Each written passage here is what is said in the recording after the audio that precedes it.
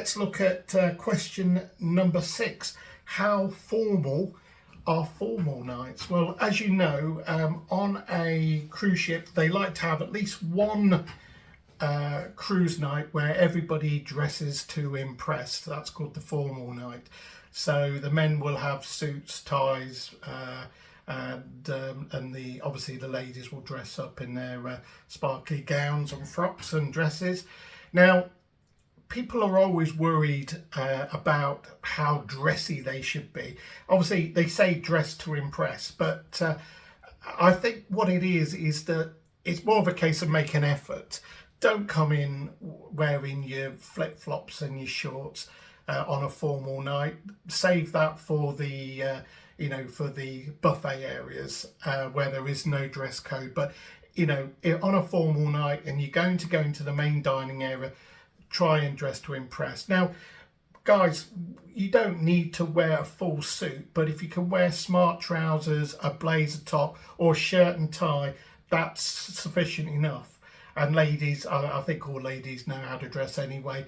But and I say I've been on many formal nights, and you all look amazing. So, yeah, just dress to impress. And enjoy the occasion, because we don't do it that often, do we? So now, the last cruise that I was on, I had I think I've got a picture. I'll put the picture up somewhere. And I wore a suit top with a white shirt and a red tie.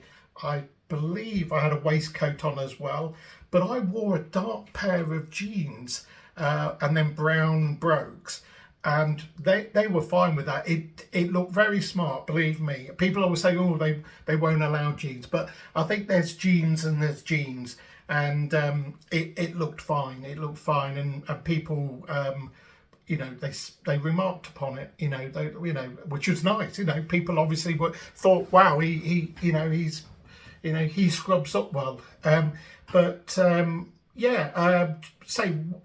Sometimes on longer cruises they will have 2 formal nights, but please dress to impress. That's all they want you to do. And of course, they make great memories, don't they, when you get somebody to take a picture of you.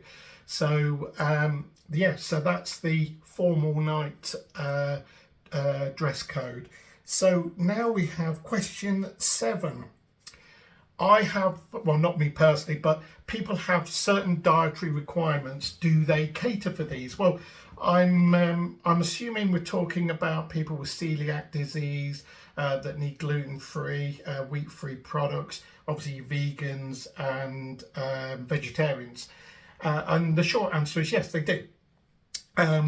They have a section and an area that is purely celiac or gluten-free, and they have signage everywhere telling you any allergens or basically they've got nuts in them, or obviously wheat flour, and obviously making sure that vegetarian is vegetarian. And they have them in certain areas so that obviously people that suffer from celiac or require a gluten-free diet, you do not want it contaminated by other food. So they have a special area especially for gluten-free products, and they have this on all cruise ships. So they are really moving forward with people's allergies, and so don't worry about that. And if you are concerned, by all means speak to the servers or the chefs or cooks behind the stations, and they will go out of their way to make sure that you are looked after. My daughter, she's a big vegetarian, and unfortunately there was nothing on the menu at that time. I mean, things have moved on a bit now, but there was nothing on the menu at that time that she particularly wanted to eat. And we spoke to the server and the waiter or waitress, and the chef came out and said, right, here, here's have a look on the internet, tell me what you would like and I will make you a vegetarian version. Just tell me at the end of each night what you would like for the following night, following evening, and I'll make sure that I do it for you, which, to be honest with you, that's fantastic. You couldn't ask for anything better than that, could you? So yeah, so that's question number 7. Question number 8, where are the best staterooms? Well, obviously it's ship specific, really, that one is, isn't it? It's, they have various different sort of family suites, junior suites, on various different cruise ships. Some are at the rear, some are obviously midship, going back to the seasickness bit. But it really does depend on first of all, which cruise line, the age of the ship, and so say for example on the Royal Caribbean Oasis of the Seas, they have some, well, I want to say massive, but just very, very large family staterooms located at the rear of the ship. They have slides going from from the top to the bottom, obviously for the kids and the I suppose adults like to have a mess around as well, but they have hammocks in them, big 55, 60-inch TVs, and they are expensive. But the balconies on a lot of cruise ships are ample. You have to think about really how long you're going to be in these staterooms for, and most people it's a case of getting up in the morning and then you get out and you'll probably come back maybe once or twice during the day and then you're just there to sleep in it. So but my personal preference is a balcony. We like to obviously get up in the morning, have a coffee, sat out on the balcony, and obviously if we've just come into port, it's lovely to look out over and see what's going on. And but I can say if you're a solo cruiser or if you're cruising on a budget, the interior staterooms, they're just as good as well. The only thing is, of course, is you don't have a window. Some of the Quantum class Royal Caribbean cruise ships, they have a virtual balcony, which is effectively a big TV screen, and there's a camera on the ship. They won't divulge where that camera is, but it's obviously pointed outside and you see what that camera sees. So it's quite good. So if you're a little bit lethargic, it does ease that. But again, it's all about budget, isn't it? So if you can afford a balcony, have a balcony. If you're on a budget or you want to spend more money on the excursions, etc., then the interior staterooms are perfectly okay.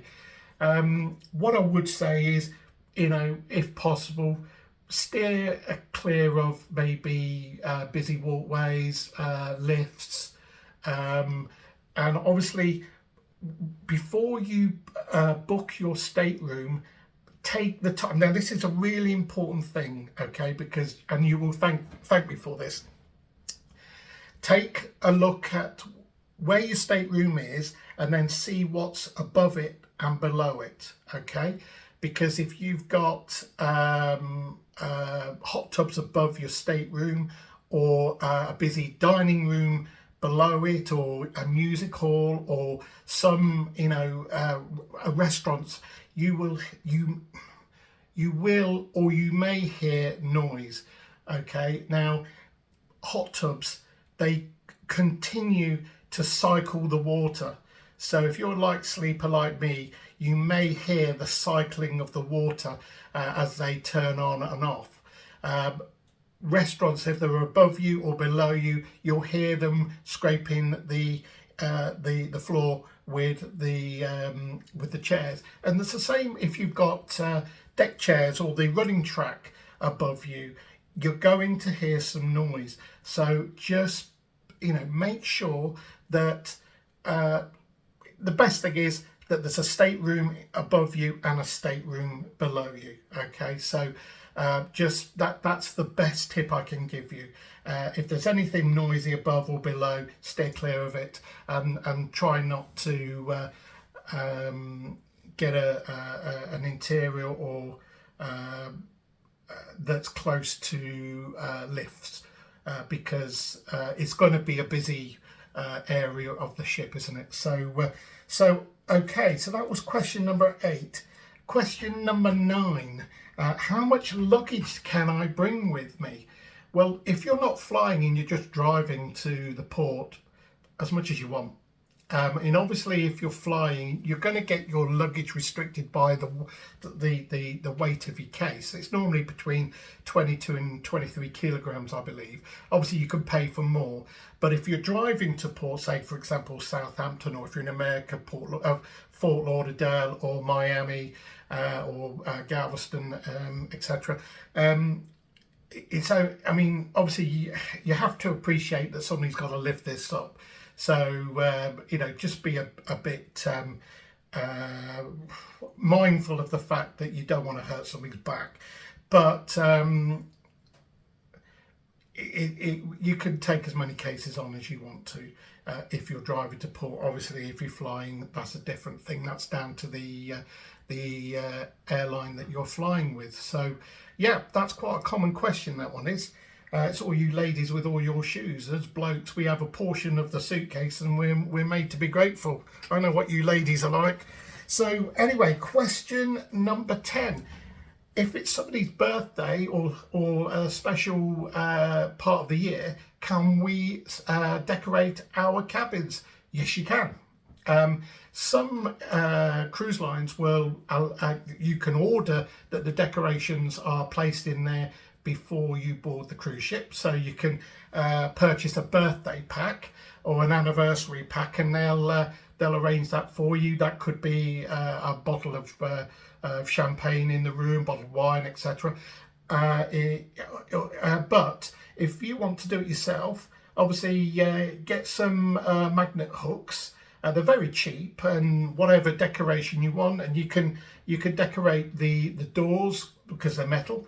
And obviously you can decorate the walls as well. Obviously, no drilling, no Black & Decker equipment required, just magnetic hooks, and then your sort of celebratory happy birthday, happy anniversary. And if you go and speak to guest services, and it's not too close to, so obviously they can't do it that night, but if during the cruise you want to have a birthday cake or some celebratory cake organised, they'll do that for you as well. Obviously the chefs and the cooks and they're amazing, and their cake capabilities. So yeah, by all means, decorate away. My other half decorated a room on the Anthem of the Seas, and it made my 50th birthday very, very special indeed. So I even choked up a little bit. But anyway, now a funny one. So question 11, and this I promise this is the final one. What's with all the pineapples? Yes, you know what I'm talking about. What's with all the pineapples? Well, basically, it's for the swingers out there. You know who you are. And if you place an upside down pineapple on your stateroom door, that means that you're game for you know what. So I don't need to go too much into this one, but that's what an upside down pineapple means. I'll show you. There was a stateroom next door to mine that had a pineapple outside it, and lucky enough, obviously I think somebody put it there for a joke, because there wasn't a lot of noise, so they didn't have a lot of offers. So yes, they're. But when I was strolling in one early morning, it did make me chuckle. Yes. Anyway, thank you ever so much for watching. It's really good to have you on board.